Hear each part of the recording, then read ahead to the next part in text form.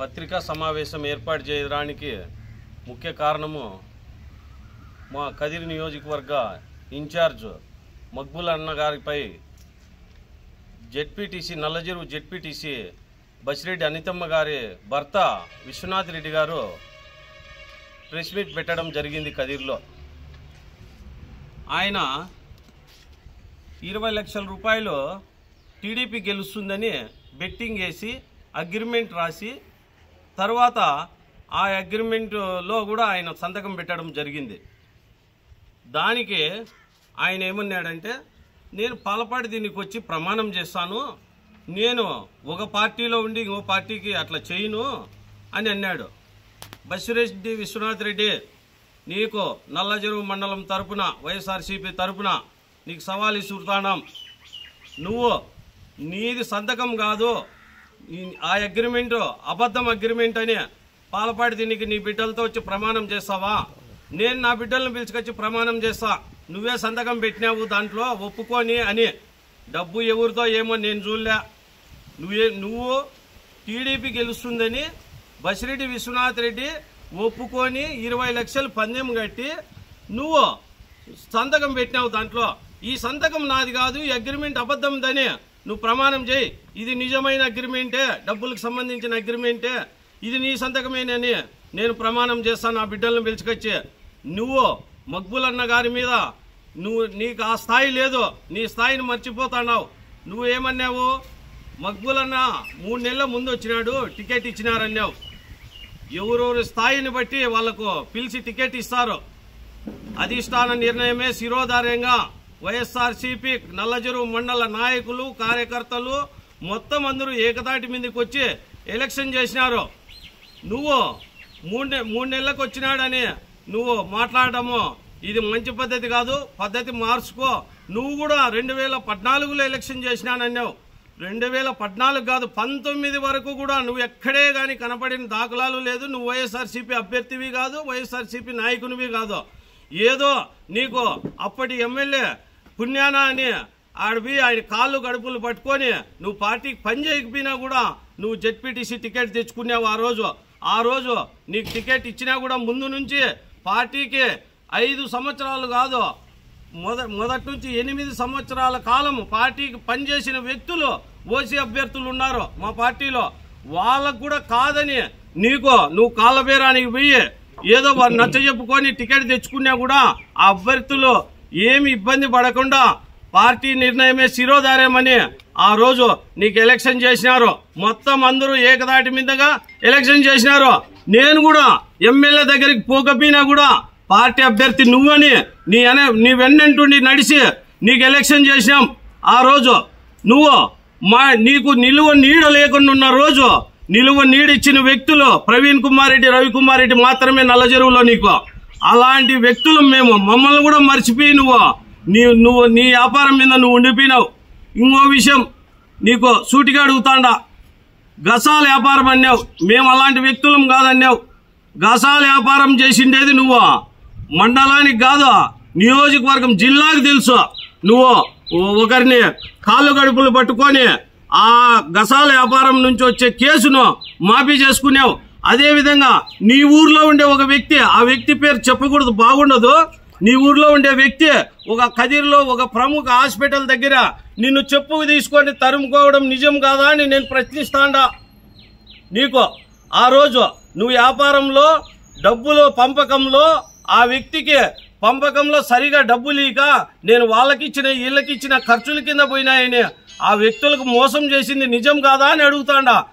నువ్వు గసాల విషయంలో నాకు ఎటువంటి ప్రమేయము లేదు, నేను ఎక్కడా లాబింగ్ చేయలేదు, నేను వాళ్ళ దగ్గర డబ్బులు తీసుకోలేదు, నేను ఎవరికి డబ్బులు ఇవ్వలేదు, వాళ్ళ డబ్బులు ఎతకపోయని నువ్వు పాల్పాటి దీనికి ప్రమాణం చేయి.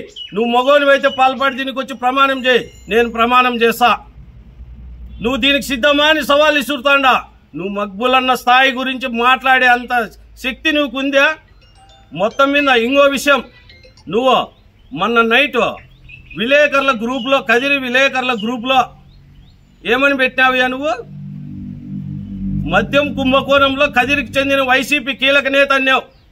అంటే నువ్వు పార్టీని భ్రష్టు పట్టించాలా, వైఎస్ఆర్సీపీని అనగదొక్కల్లా వైఎస్ఆర్సీపీకి చెడ్డ పేరు తేవాలని కంకణం కట్టుకొని టీడీపీ వ్యక్తులతో కుమ్మక్కయ్యి నువ్వు 1:43 తాగిన మత్తులో నువ్వు చేసిన పని ఇది మంచిదా అని సభాముఖంగా ప్రశ్నిస్తాడా? అదేవిధంగా నువ్వు 8 గంటలైతే మాది పెద్ద కుటుంబము, మాది ఇది అదే అని చెప్తాడావు.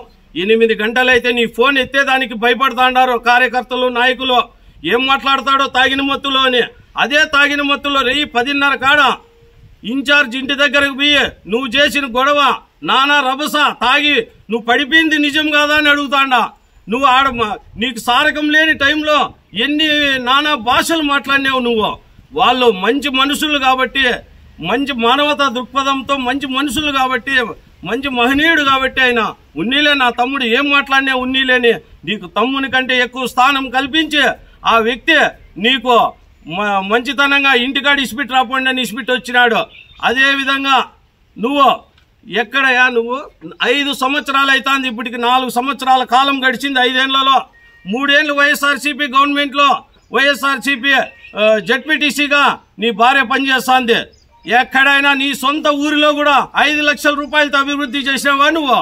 ఎక్కడైనా 1 లక్ష రూపాయలు ఎవరికన్నా కానీ ఎక్కడైనా ఒక ఊర్లో అభివృద్ధికి సహకరించినావా అని అడుగుతాడా నిన్ను? ఎక్కడన్నా జడ్పీటీసీ అంటే నువ్వు 4 ఏళ్ల కాలంలో కనీసము 4 రెండ్ల 8 కోట్ల రూపాయల వర్కులను తెచ్చి నువ్వు చేయాల.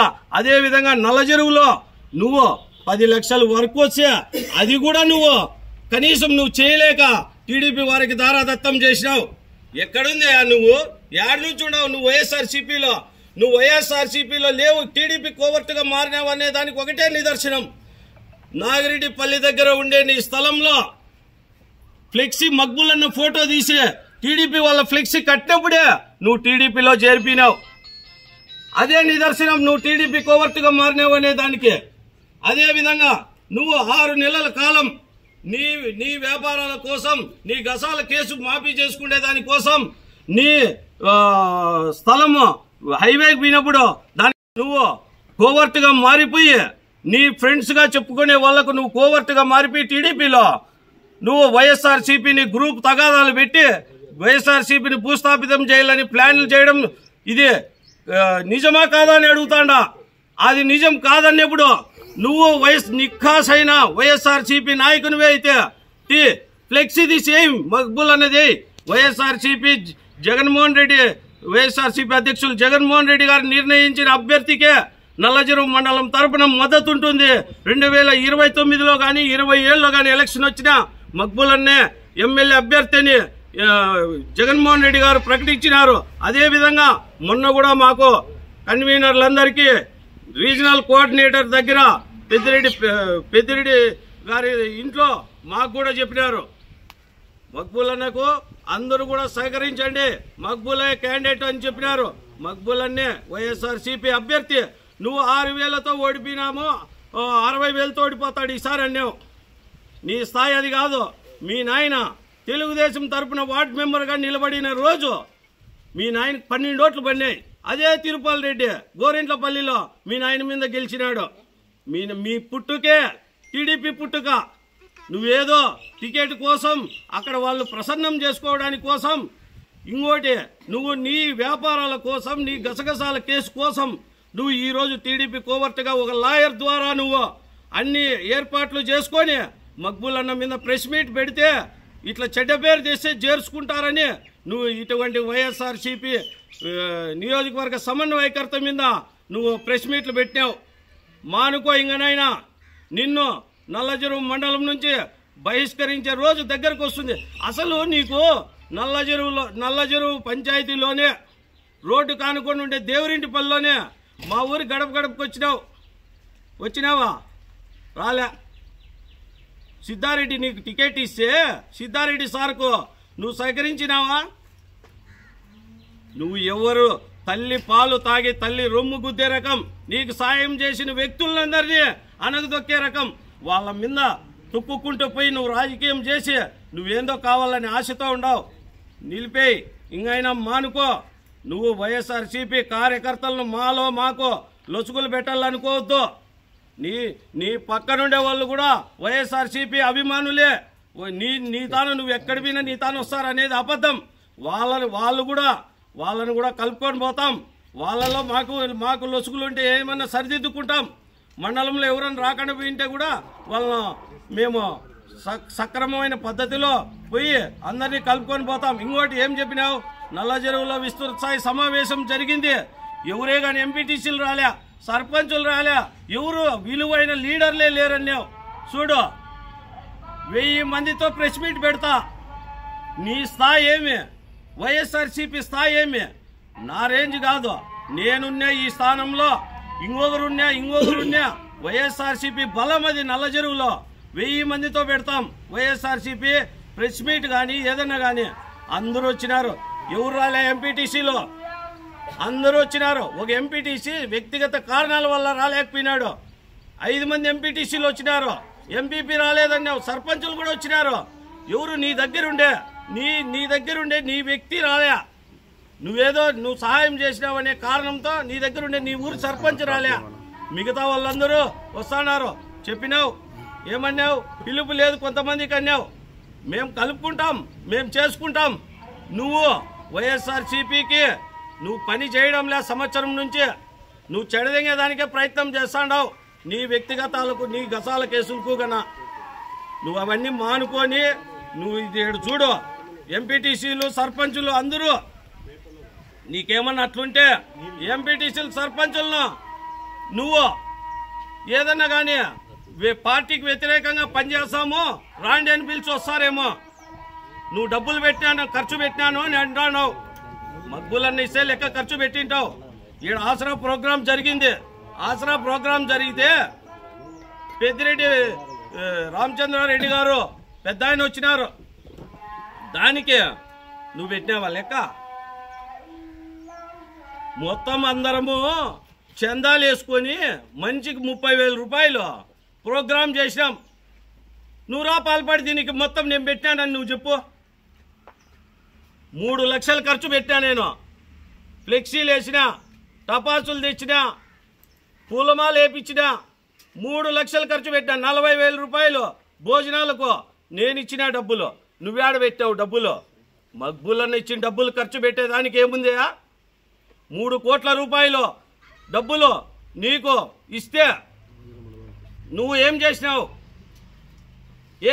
డబ్బులు 60 లక్షలు తేడా వస్తుందని నిన్ను లెక్కాసరం అడిగిన దానికి నువ్వు దెంకొని పోయినావు.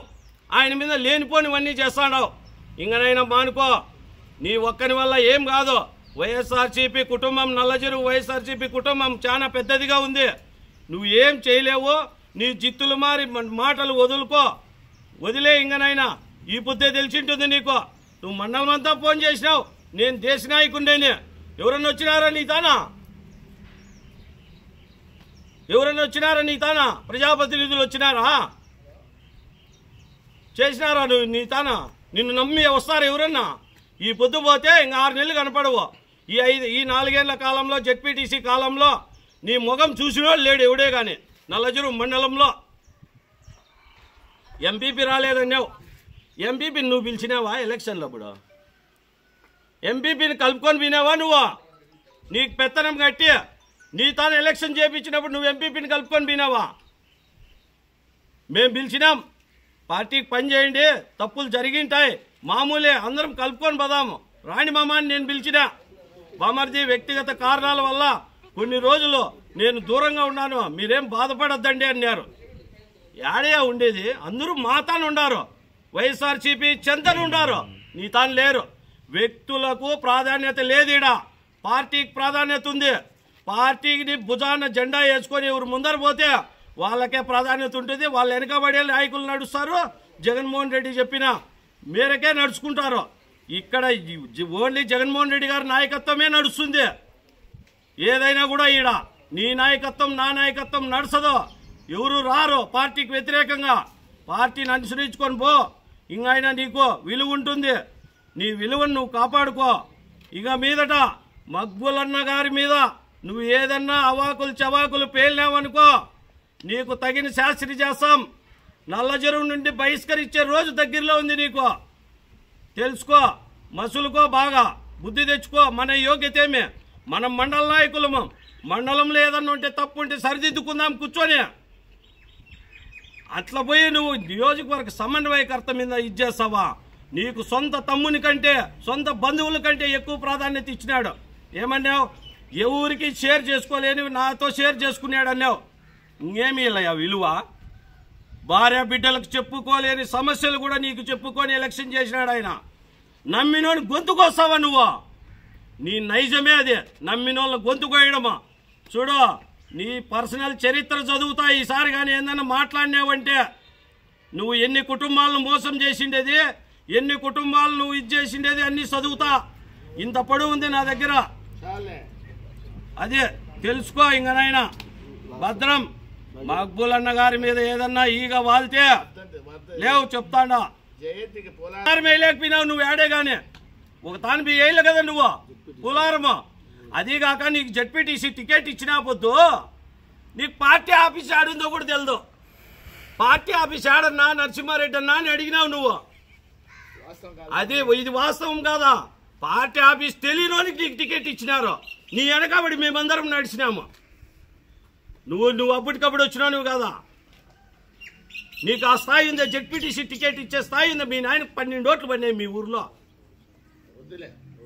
అట్లాంటివి మానుకో. ఇంకా నువ్వు ఏదన్నా వాకులు చవాకులు పేలినావనుకో వేరే విధంగా ఉంటుంది. వైఎస్ఆర్సీపీ కార్యకర్తలు బుద్ధి చెప్తారు నీకు.